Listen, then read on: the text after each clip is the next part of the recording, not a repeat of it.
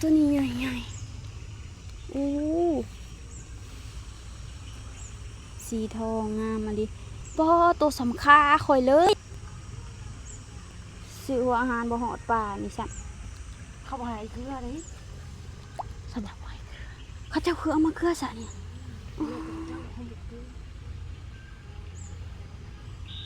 เป็นยังเฮยคันเกลือเลยมันบ่แม่นแนวบ่เพิ่นเอามาคนละนิ้วด้วยเพิ่นเนี่ยมาเพียวขึ้นมาถึงอย่าสั้นลงมือนะเห็ดแบบข่อย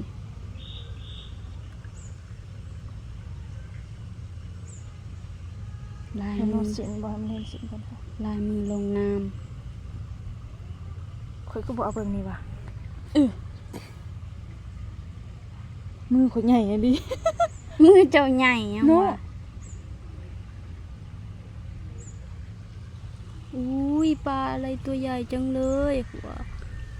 ใช่ละว่าตัวใหญ่ๆสำคาข่อยนะ สั่งเอาแม่นมือคน ป้าเฮ้ยมียังอันนี้ปลายังโอ้เลี้ยงจากปียังไงใช่ไหม เดลงสิทีเดียวนี้ เดลงมายังแบบนี้นะ กล่องตะแกรง เหนียวเข้ามายัง ลายมือเบด้วยลายมือจ้ะโอ้มีอะไรอีกเนี่ยมีเส้นวาสนานะจ๊ะ โอ้ยวัฒนาอยู่ใส่เด่นเนาะคอยห้องหาอยู่คุมือวัฒนาบ่มีวัฒนาดีคือเขานี่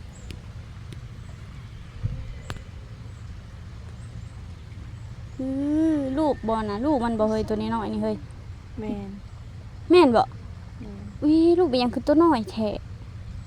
บัดแม่เพราะว่าตัวห้าวกระบุงนี่โอ้นี่ตัวนี้ตัวทองคักอันนี้อุ้ยกล่องถ่ายในกล่องบ่คือตัวแท้ได้เฮ้ยมันปอนหัวขึ้นมา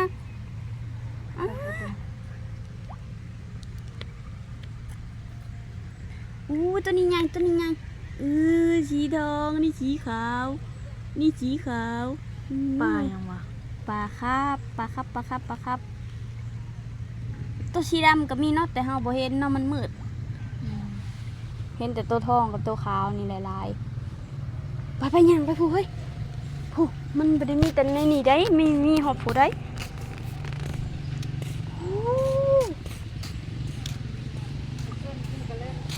มาเร็ว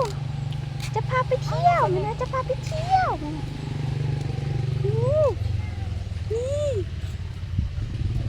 โอ้โหโอ้มอนี่มาลีอยู่นี่น้ำเหลือประมาณเพียงแอวลูกเพิ่นเซลอยู่มืออลิวน่ะน้อยมือไฟนะคือมือเจ้านั้นใหญ่มือผู้ชายนี่เลยเนาะเฮ้ยแถวนี้มีแต่ลูกมันได้ลูกมันลายลีพี่เนาะตัวหน่ะสีแดงเบิ่งเด้อ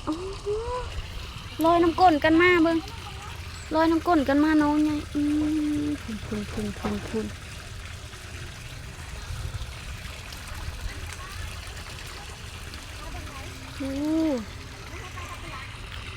ตัวนี้ไงสำข่อยเลยอยากอุ้มเด้จากบาท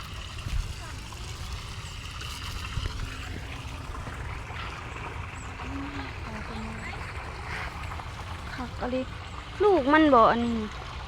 มันเป็นปลานิ่นบ่เฮ้ยมันเป็นลูกมันแบบปลานิ่น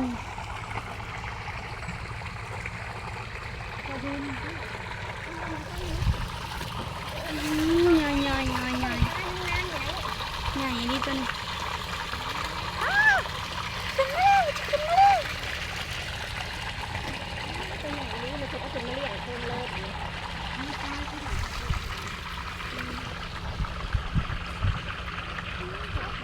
จากปีแล้วเนาะคือใหญ่สำนี้เนาะ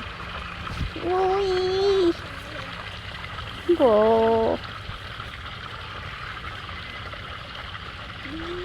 มันดีตัวแดงๆนี่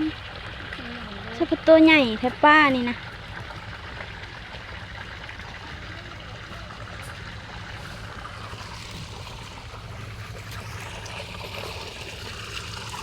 เพิ่นมะลิน้ำโตน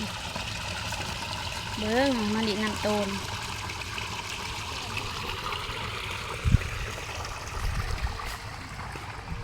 เฮ้ยจังถิ่มกระเป๋าอีพวกไปแล้ว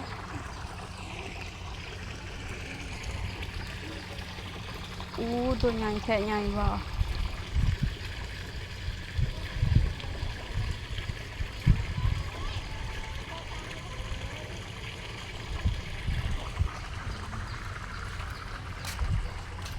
เฮ้ยอุ้มเอามือจากโต